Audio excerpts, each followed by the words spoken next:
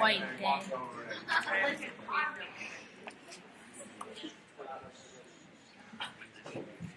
Middle school sports. Softball has practice today. Baseball does not practice. Track has practice. Leadership. The decorating committee will meet today during 7th and 8th grade lunch in room 116. High school drama production. Performance of the Games Afoot is tonight at 7 p.m. The admission is $8 for adults, $5 for students. Mural Club members. All members should meet in Miss Prescott's room after school.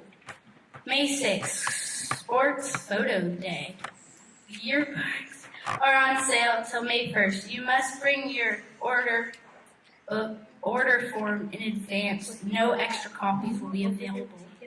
Community activities. 4th annual Rotary May Day 5K takes place Saturday, May 11th. Open to all ages. Entry for ages 18 and under are free. The first 1 mile walk and run are free for ages 12 and under. Early registration ends May 10th. Starts and ends at Crescent Park School.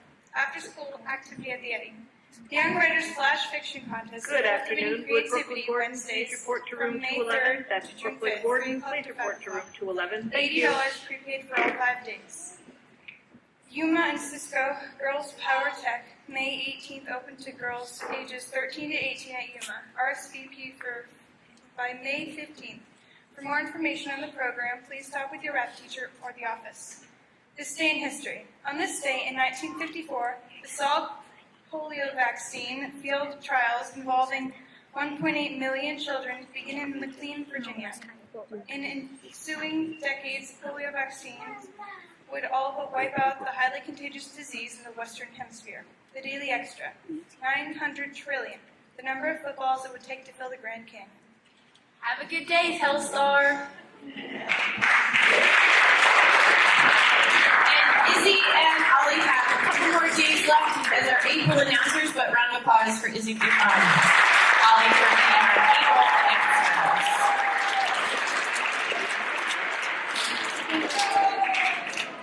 Mr. Kenny, come up so announce the superstars.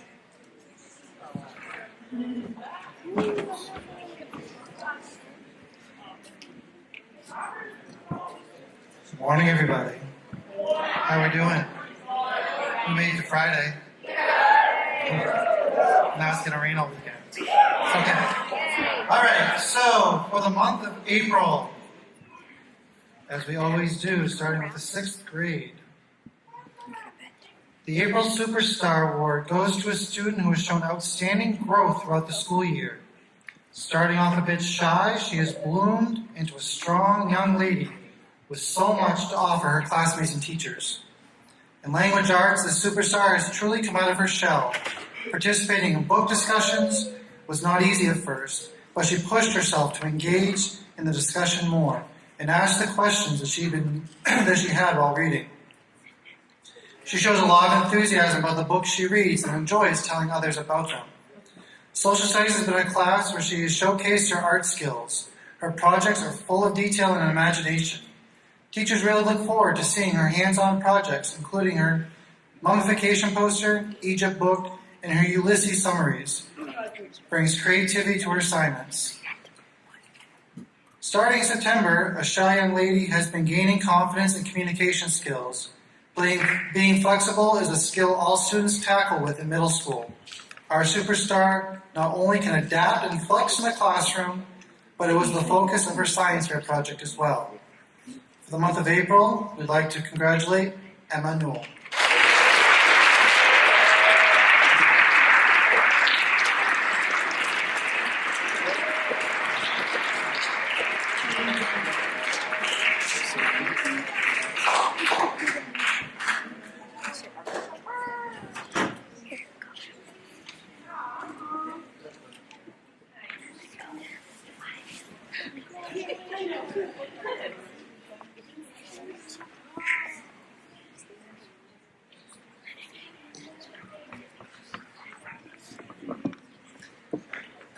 This month's 7th grade superstar is a quiet leader.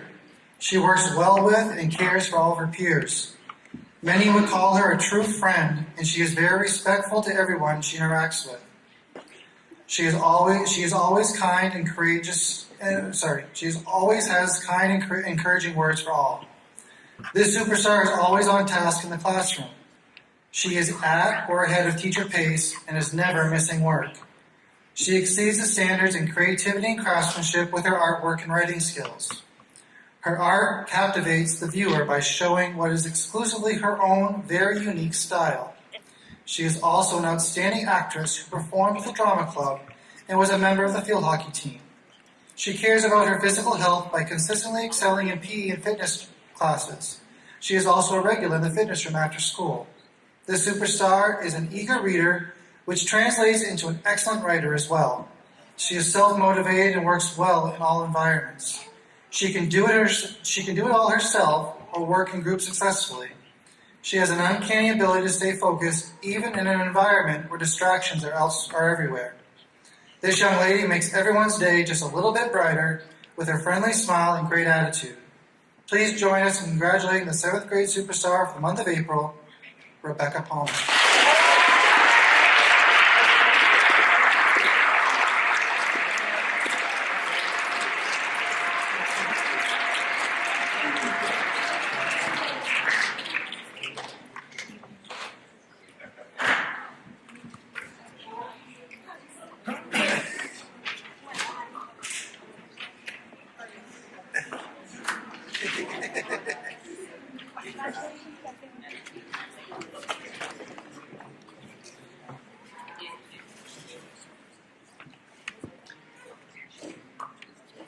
And now our April superstar for 8th grade exhibits this quote: "Work smarter, not harder." He often knows the most efficient way to complete assignments and has started to strive to exceed the standards in all of his classes. He thrives when challenged and is finally seeing his true potential in the classroom. This student has a gift for writing and is learning to take the time to review it and bring it to the next level. He often participates in class discussions and is always willing to share his opinion. His prowess using a 3D printer is something he takes pride in and has even shared his knowledge with the community. In mathematics, he finds the tricks quickly and understands the reasons they work. Our superstar is gifted and knowledgeable about academics and sports. He can be seen on the Telstar basketball court, in the weight room, or even the outdoor court in town. He not only plays basketball, but he is also an avid fan. You can find this student at many home games cheering on the Telstar Rebels. Outside of school, he can be found fishing and hunting. He can always be found working towards his goals in school and out of school. He is witty and has a great sense of humor. We're proud to announce our April superstar, Tristan Pelletier.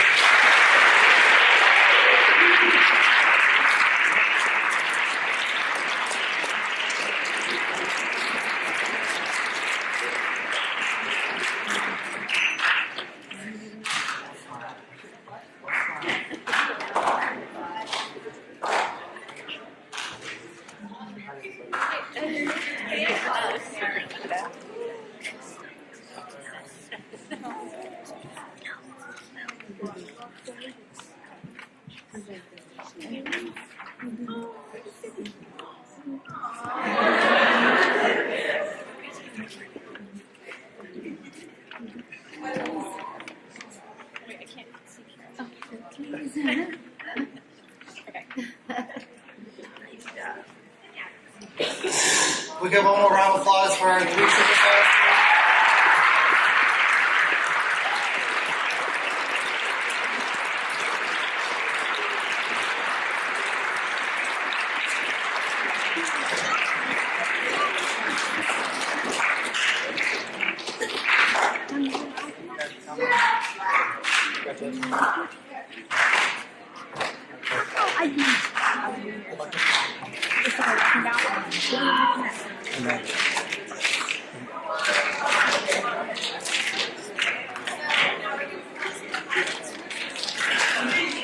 Now we're going to present some of the Star Wars highlights.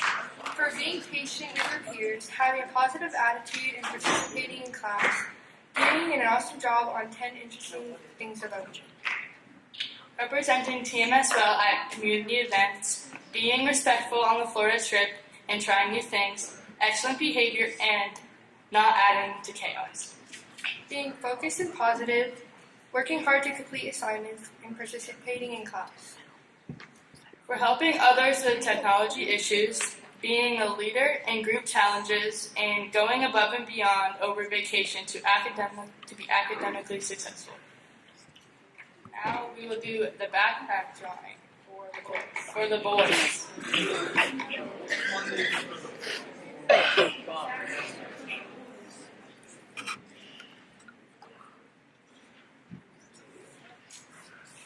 Will Myers.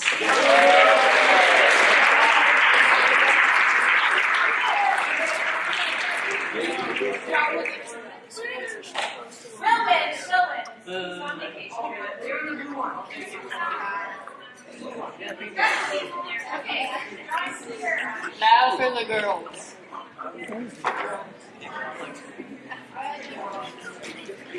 Good afternoon. Just a quick announcement that for all those who receive Dean's List, and high honors, there's going to be a little celebration in the library at about 12:15 if you'd like to come down.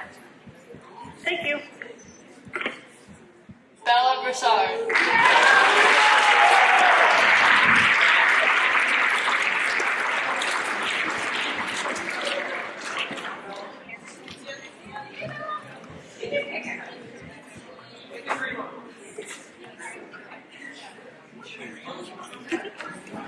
Okay, can Mrs. Leckie come up to announce the main Scholar Leader Award? So this Star Assembly, I have the honor of presenting two more pretty significant awards. This is a statewide award that is for Maine scholars who show leadership. And I'm just going to read sort of the qualities. And these two recipients were chosen by both Mr. Kenny and I in collaboration with the 8th grade team. And it is our honor that we will also be taking them to a banquet, honoring them along with the other recipients in the state of Maine later this month. And they don't know that they're getting it. Okay, so the first recipient, I'm just going to sort of read. So the Maine Scholar Leader Award goes to the individual that's been selected to receive the statewide award based on an excellent attitude towards learning, serving as a positive role model, demonstrating academic initiative, and possessing the qualities of respect, dependability, and integrity. And this award, one of two, goes to Cassandra Sylvester.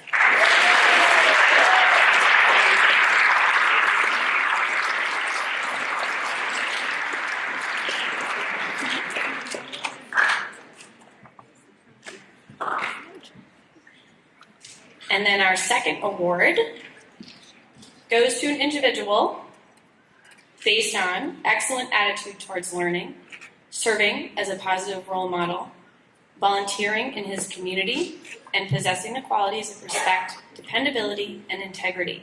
And this award goes to David Goodwin.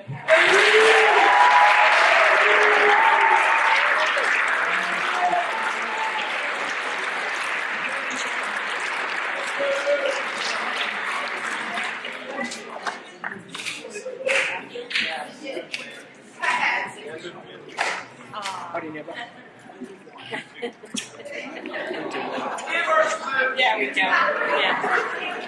So they get to pick their people who are going to attend with us. We're going to get fancy and go to a nice dinner. And so congratulations to Cassandra and to David. Okay. Now I have two other announcements that maybe are not as celebratory, but we do need to talk about them. The first is having to do with dress code. I've already had to speak with a few individuals, and I would really rather it not be an issue. And it's completely under your control. You know what the expectations are. You know that we will follow up. So let's please not have it be something that we have to deal with this spring. Reminders, you can also look in your student handbook.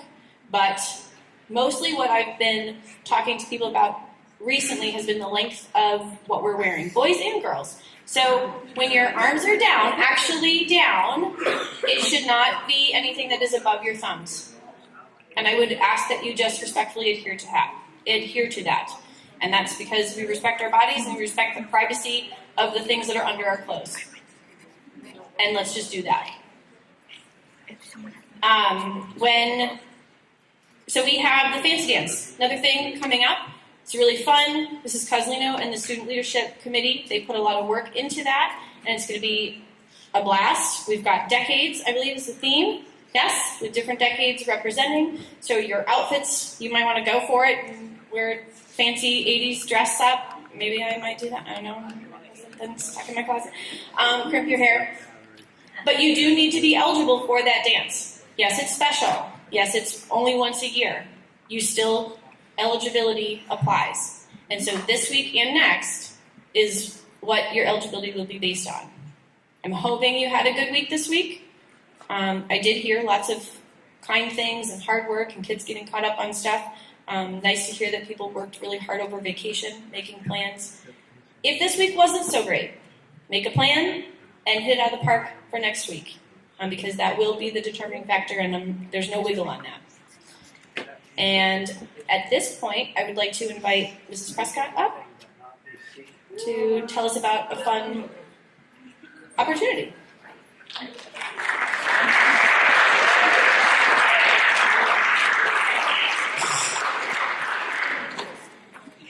All right, hi. So I have a fun opportunity to tell you about, and that is on May 23rd. We have the opportunity to go on a hike in the Bethel Community Forest. This is part of the Outreach Service Learning project we've been doing, learning about mental health and wellness. And the 8th grade's focus was how do forests help our mental health? So we chose to benefit the Bethel Community Forest. We've raised some money for them. We've had a visit from Gabe Perkins, who's the executive director of Mahoosic Pathways, and they're the organization that is working to get this to happen. So Mr. Perkins is going to be leading this. It's going to be after school. So at 2:30, we're going to get on a bus and go over to the community forest, which is just a couple minutes down the road. We're going to take a hike for 90 minutes. It'll be a beginner's level hike, so you don't need anything special other than just, good sturdy shoes and a water bottle. And then we'll come back here for the late bus. So we think this is important because we know physical activity helps us, and we know being in forest helps us, and we know being around people we enjoy helps us. So we're going to do all of those things, and if you want to be a part of that, you need to just see me for a permission slip, and you're going to return it by the 17th of May. That's it.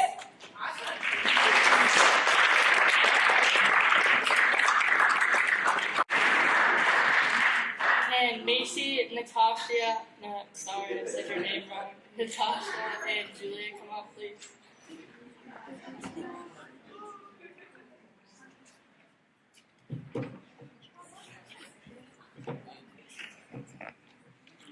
Hi, I'm Macy. My fellow classmates Tasha, Julia, and Brayden and I are working on a community project at Telstar Freshman Academy. We are here to introduce our program. We are working with middle school students called Middle School Public Activities. This program is for middle school students that want a place to have fun with friends or make new friends. We are working on planning occasional days to have get-togethers to do fun activities. The first event we are planning to do is rock climbing at 4-H. This event will hopefully take place towards the end of May. Once we are sure of the date, we'll let your RAP teachers know. In the future, we are planning on doing more super fun activities and want to get as many people involved as possible. In order to host these activities, we will need to do fundraising. Coming up very soon, we will be holding Penny Wars throughout the middle school. If you don't know what Penny Wars is, it is a competition where each rap room will have a jar, and you want to put as many pennies in your own jar as you can, and silver, coins, and dollar bills in other people's jars. Pennies are positive points, and everything else is negative. The rap room with the most positive points wins. Thank you, and we hope to see you soon.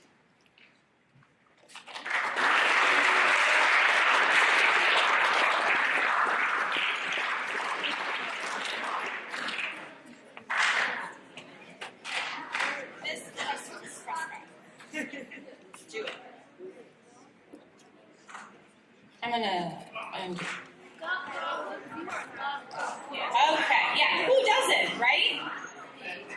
Sometimes you have a bucket load of them, maybe just have one really big one. Want me to zoom out more?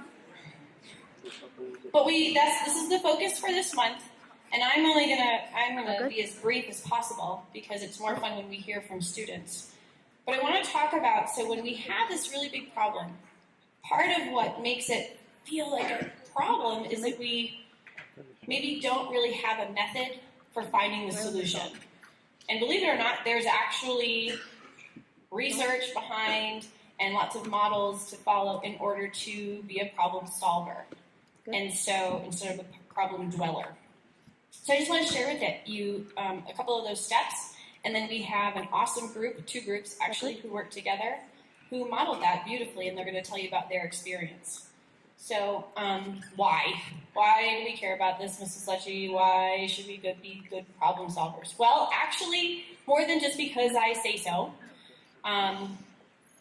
The leading companies, so Fortune 500 companies, and people who study what makes someone successful in their work, they have actually found that those 21st century skills, the top skill to be hireable and to be successful in your job is problem solving, along with some of the other skills that are listed.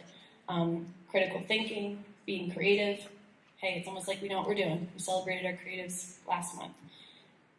People management and collaboration, something again that we work really hard at in middle school to work together. Okay, so there are 5 steps. The first is that we want to, where are my steps here? Identify. You need to know what's really at the root of the problem so that you can start to make a plan and find that solution. And so that means digging deep, being willing to move forward. All of that is being really honest, and you need to be optimistic. You can't move forward at all if you don't think that there's a solution out there. So optimism is key. Keep that in mind. Glass half full. Step 2, actually think. Thinking is hard. It doesn't come immediately. You need to make a plan. You have to think of reasons that would be likely, and you just have to persist. It's a problem because it wasn't easy. And then the third step is you actually need to come up with a plan. If you want to truly get to a solution, think of how you will strategize that. And possibly you're going to need multiple strategies. Very rarely does everything turn out exactly how you wanted it to. And that takes a willingness to be flexible, right? To adjust. All these skills are essential in the workforce and in life. Step 4, we take action. Now we know, what's the root of the problem? We have some ideas, we have information, and now it's time to actually act on it. And that takes a little bit of faith, like I'm just gonna try it. And it also takes that resilience, because if it doesn't work, we try again. And that's that, remember I said, don't be afraid to fail. You can't succeed unless you risk failing. And then the last piece of this is to look back, to reflect. Think about, did you really solve the problem? And then a key component when we're working as a problem solver is to use empathy. Because in our solving of our problem, did we potentially create unintended problems for others? Did the process of us solving that problem, how did that affect other people? And how did we feel? And so we think about this process. I want you to kind of hold that in your head. And then it is my absolute pleasure. I'm going to introduce Mrs. Piccirillo and the gifted and talented students, along with the AB Club, to share with you their experience with Meridian Stories and a large undertaking that they grabbed hold of and were quite successful with. So I'm going to invite you guys to come on down.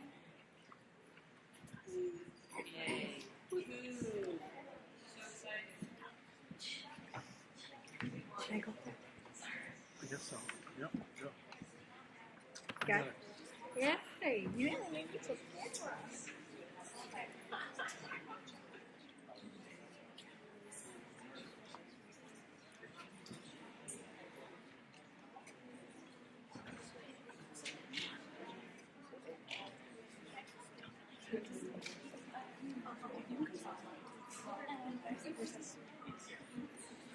Thanks for being here. Yeah.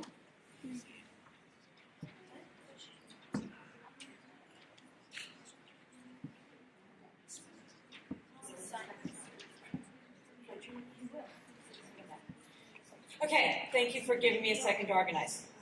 I am Mrs. Picarillo, and I have the opportunity to work with the Gifted and Talented program in this school district.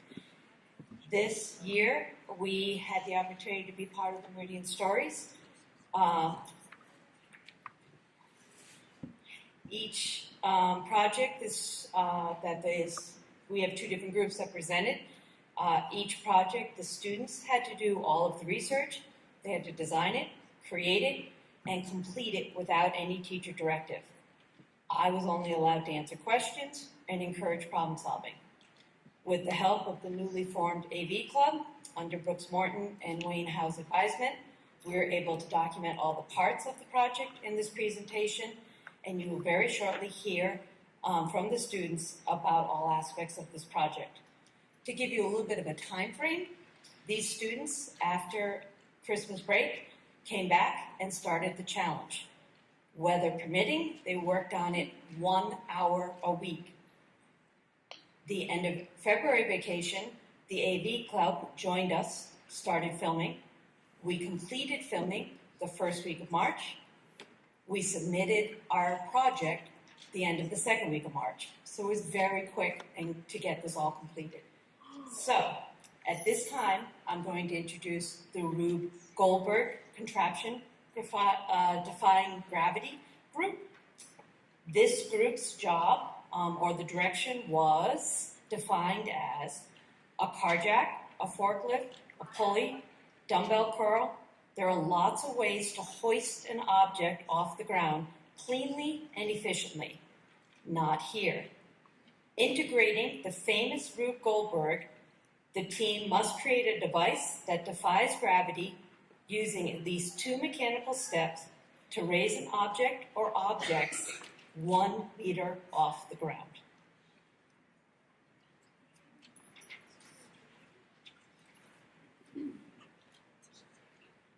So overall, we were trying to create a Rube Goldberg machine that would lift a set weight as high as possible. Once we started constructing the 3 sections of our machine, the AV Club documented all the stages, successes, and failures. Then sorted through 4 hours of video in 1 week's time to put together a 4-minute presentation. Our mindset was important as we would not be able to do it if we weren't more motivated, but we needed their natural abilities to know where to start. Also, without the help of the AV group, who could focus on interviewing, filming, and capturing the best angles for shots, we would not have been able to demonstrate the stages of our machine.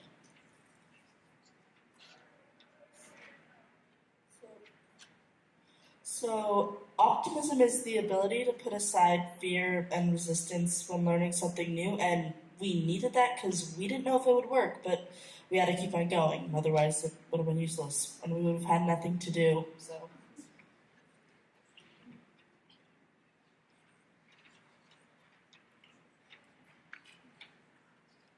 Persistence is keeping at it even when the task was hard. It was important because we constantly were having to fix and change our project.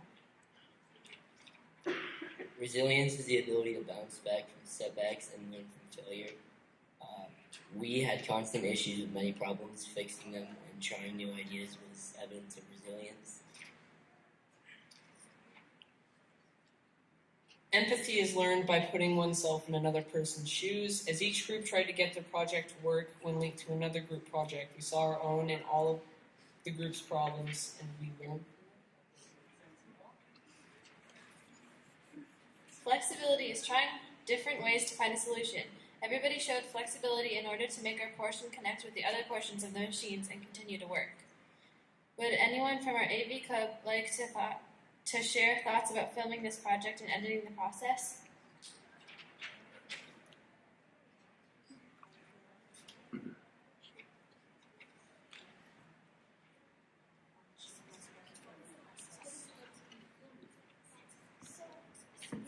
watched everything play out, and we helped go around and recorded everything.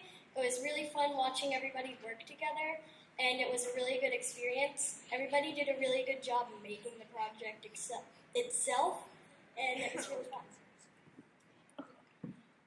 Everybody played a part in filming and creating the Rube Goldberg project, and it was really fun just to be part of it. It was really interesting to spend time with my friends and some other people that I didn't really get to know. And that was actually really interesting and fun, and that's what made the project fun, that we worked together.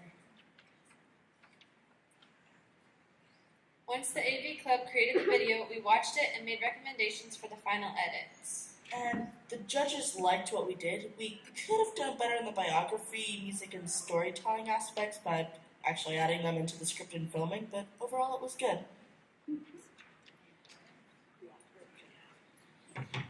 Okay, part of the reason we were asked to present today is the judges who looked over this program. The Meridian Stories is a nationwide program, and the judges commented that our group was well on the way for creating a narrative. The interview format was creative and gave the video a newsreel feel. It was a very nice touch. Overall, they did a great job. They loved the documentation of all the testing, though they did want a little bit of a backstory on Rube Goldberg himself. The students scored well in design, construction, forces and energy, transitions and energy, planning, construction, trials, scripting, and narration. Also in visual shot selection. Overall, this successful project earned this group of students 3rd place.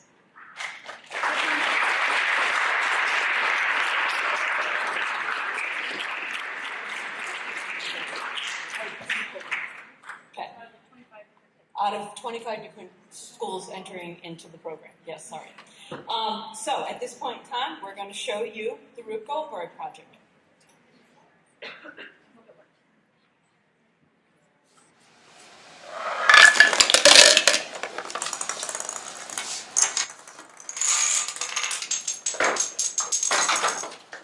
So, when did this start? Like, how long ago did this start? The Meridian Stories started in January. So, after you finish, what are you going to do? What was your objective of building the Rube Goldberg project? And what are you going to use your knowledge of practicing with this for? The idea was to create and film a project, in this case Rube Goldberg, and send it into Meridian Stories. And like each group made their own thing.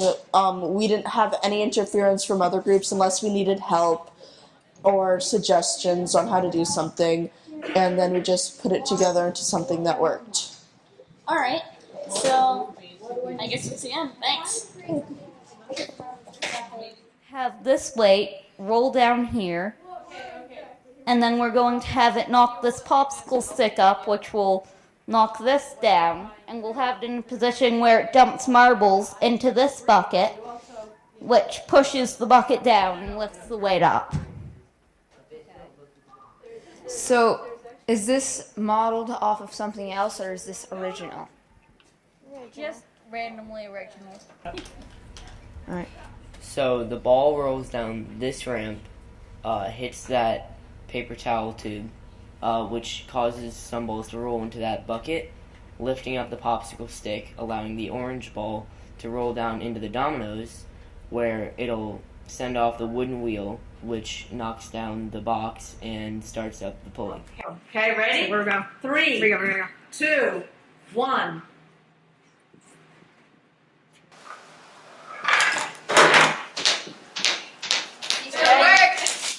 Well, however, it gets knocked down, so. Let me know when you guys need me to start. 3, 2, 1. Quiet.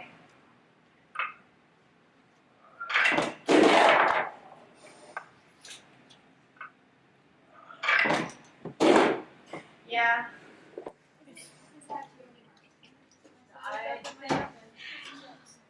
And there's also a math and ELA one. Yeah,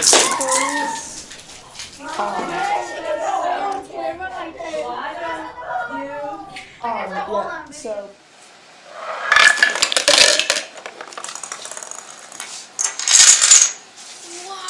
Knock it.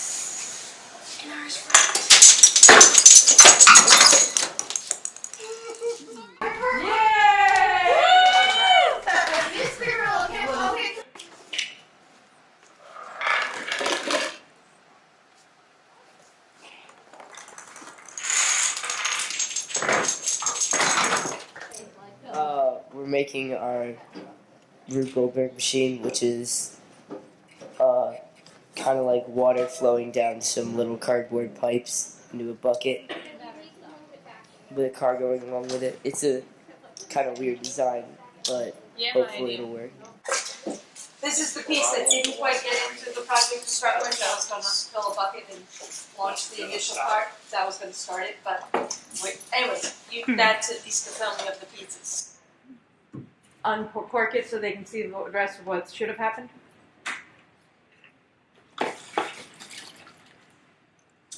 Okay.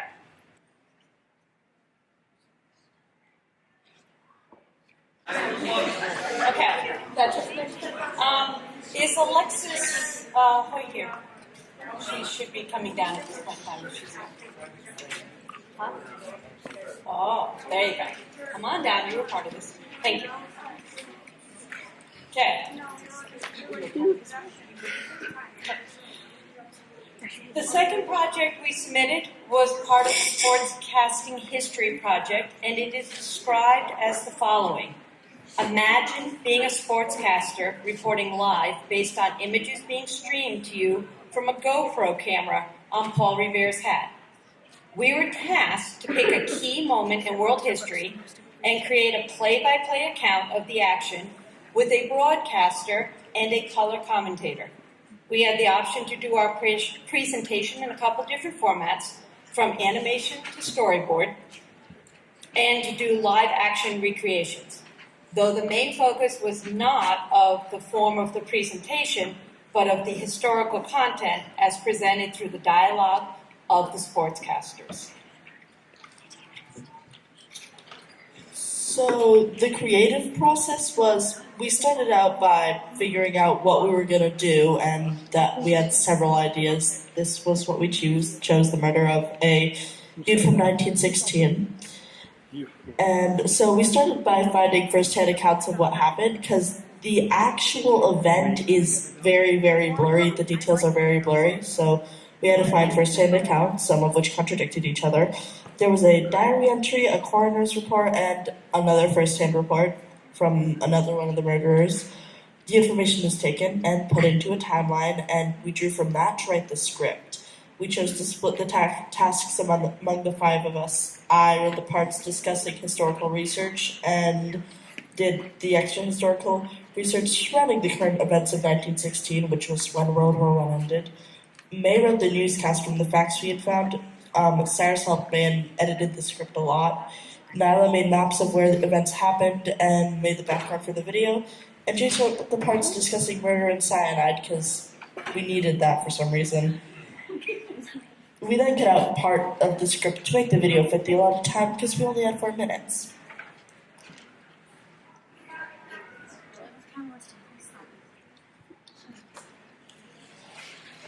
Persistence. Everyone involved in the project had to be persistent. At the beginning of the project, we first had to gather information on the topic.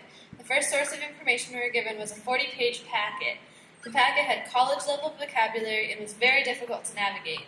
We had to first read the packet, then pull from it the information we thought we could use for the project. One way I personally had to be persistent, and since Ryan and Jace were absent on the day of the filming, Cyrus and I had to fill in for them. I took Ryan's part as the historian. As the historian, I had to pronounce all the complicated Russian names that Ryan knew how to say. Some examples of the Russian names were Prince Yusupov. It's Yusupov, but... Vladimir Perishkovich, Grand Duke Pavlovich, Dr. Lazarevert, and Lieutenant Mikhailovich. The Google Translate pronounces it as Mikhailovich for some reason.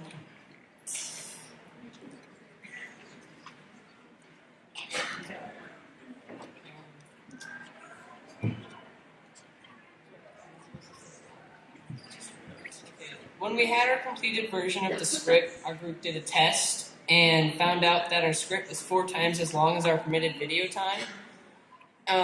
We had to cut out and be flexible and cut out a lot of the parts in the script, like entire paragraphs were gone. In fact, half of all the stuff that the character I created was cut out completely. And after that, both Ryan and I were absent from the actual filming of the video, so Cyrus, Nyla, and May had to do it all by themselves. And Cyrus had to play my part that I had written, and 3/4 of the script, while at the same time making the sentences sound like normal dialect, as well as making it sound like an actual news broadcast. I personally had to cut out many of my favorite parts that I had wrote, including the bit at the end about Frederick Small, the man who thought he committed the perfect murder. All in all, it was a struggle to get our video within the time limit, but we managed to do it after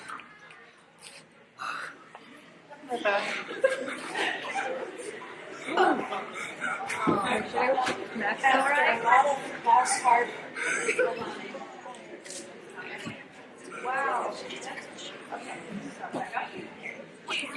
But we managed to do it after a lot of lost hard work, with our video being 3 minutes and 59 seconds. Surprisingly, I had a lot of emotions going through this. I was sad when I had to cut out a lot of my script, as I had mentioned before. This was tragic, as I spent many late nights working on my beautifully crafted script. I also felt empathetic towards Cyrus and Nyla, who had to take on parts they weren't prepared for due to absences. On filming day, we ran into a lot of problems. We had to, like they said, change the script a lot to just try and fit it into 4 minutes. Because no one was there, me and Nyla had to do roles we weren't really ready for. Miss P had to kind of be in charge of like the presentation thing that was going on behind us, which kind of led to a lot of mess ups and like retakes. We had to do all of it in like 2 hours, which kind of made us feel like pretty rushed, and we were just kind of rushing through everything, doing everything really quickly. Basically, because of all the problems we had for like the whole 2 hours, we were just doing reshoots and trying to get it down until eventually we got it basically just to 3 minutes and 59. Our camera person did a good job. Kind of like sticking with us and like keeping with the edits we were making. And basically we watched it at the end and then made the final edits and then we were all done.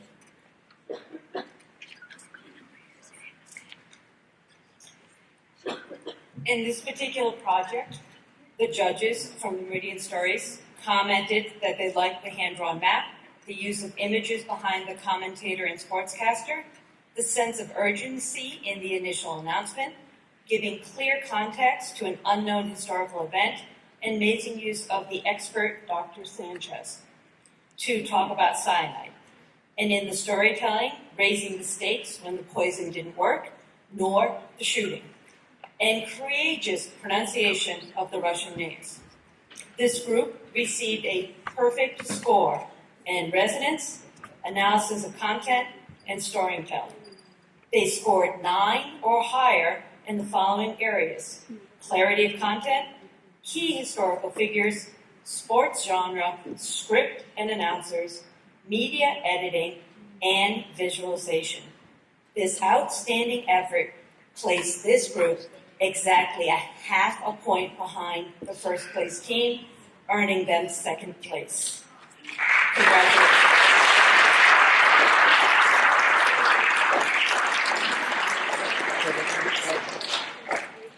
Meridian Stories is also presenting to this group a badge for history, storytelling, and media mastery. At this time, let's see their entry. Alexis, I'm sorry, did you want to say something quick?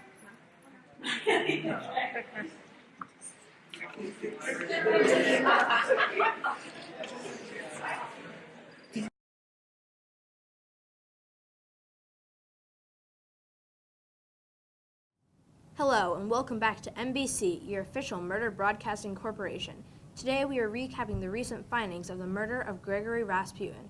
Rasputin was murdered on December 30th. We will look at these recent findings in a moment, Meanwhile, my friend Elizabeth is going to provide some context for the time period. 23 days ago, Grigory Rasputin died. 19 days before that, the Great War ended. In 1915, Nicholas II left St. Petersburg to command the Russian front. This left his wife, Alexandra, in charge. Most of the population was displeased with this, as Rasputin had a great influence over her. Thank you, Elizabeth.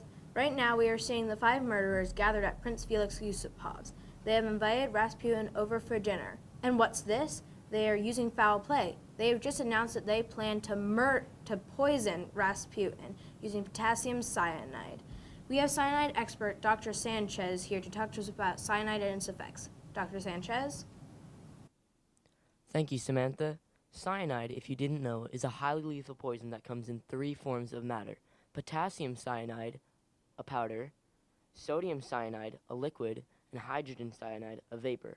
Since cyanide smells like bitter almonds, it was repeatedly used as poison in tea, as the victim would think the smell was just the tea. Now back to the murder. The murderers are currently putting cyanide in 3 different rare wines. This is clever, as Rasputin was known to be a heavy drinker. They are also putting cyanide in the middle of some cakes that have been laid out on the table. And another clever move from the murderers, they have only put cyanide in the pink cakes and not the chocolate ones. Yusupov and Rasputin are in the basement eating. We're going to skip ahead in time while the poison kicks in. Meanwhile, Elizabeth is going to explain who the murderers are and their motivation for the murder. The 5 murderers, Prince Yusupov, Vladimir Prishkovich, Grand Duke Pavlovich, Dr. Lazarev, and Lieutenant Mikhailovich, are all elite members of Russian society and are all heavily involved in various political circles. Their reasons for murdering Rasputin most likely had to do with the current political situation. It has been multiple hours, yet Rasputin still does not seem to be affected by the poison. This is very unusual, though the most likely explanation is that the poison had expired. Yusupov has been handed a gun by his teammates and is returning downstairs. In the basement, Rasputin is heading to the door to leave, and Yusupov has raised his gun to Rasputin's chest. We are waiting for the dreaded moment. Yusupov has just shot Rasputin in the heart. Rasputin's body is twitching as is lying on the floor where it fell. A moment of silence, please. Welcome back. It has been an hour, and Yusupov has just decided to go downstairs and check on Rasputin's body. Yusupov is standing over Rasputin's body, and wait, did we really just see that? He just opened one of his eyes. How is it possible for him to be alive? Dr. Sanchez? This is confusing. Normally the longest someone can live after being shot in the heart is 15 minutes. Maybe when Rasputin was shot he was made unconscious, which stopped him from ever actually dying. Or maybe this was just a strange miracle. All I know is I haven't seen anything like this before. Prishkovich has chased Rasputin into the garden and has shot at him 3 times, and finally the 4th one hit him in the head. The murderers are now putting Rasputin's body that has been wrapped in a sheet into the car and are driving to the Bolshoi Petrovsky Bridge on the Neva River. They have gotten to the bridge and they have thrown his body off the bridge, but they have forgotten to attach the weights and are throwing them in after him. Rasputin's body was found 2 days later, and that was all the information we released. Alrighty folks, that is all for tonight. Thank you for watching and good night from NBC.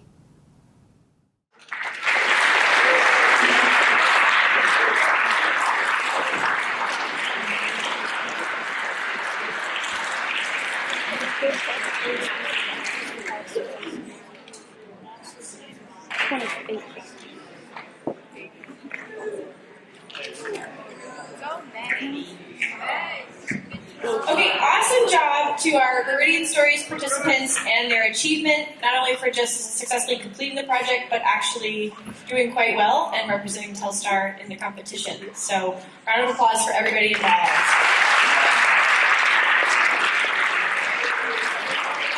And before we wrap up today's assembly, we're going to have a different type of talking circle next week. And many of you responded to an email, a survey I put out about, hey, what are some problems that you face as a middle schooler?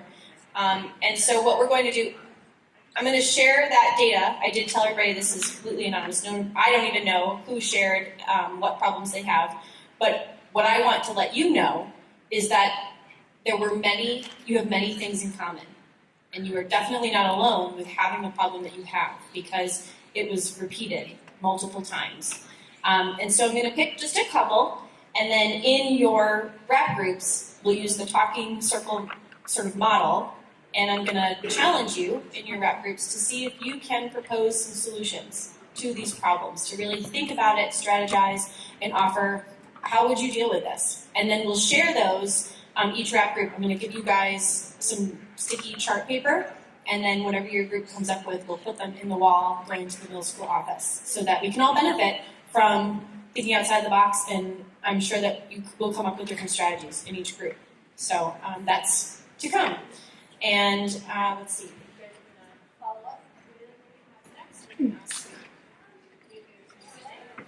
All right, so the 8th graders, can you please stay in the auditorium?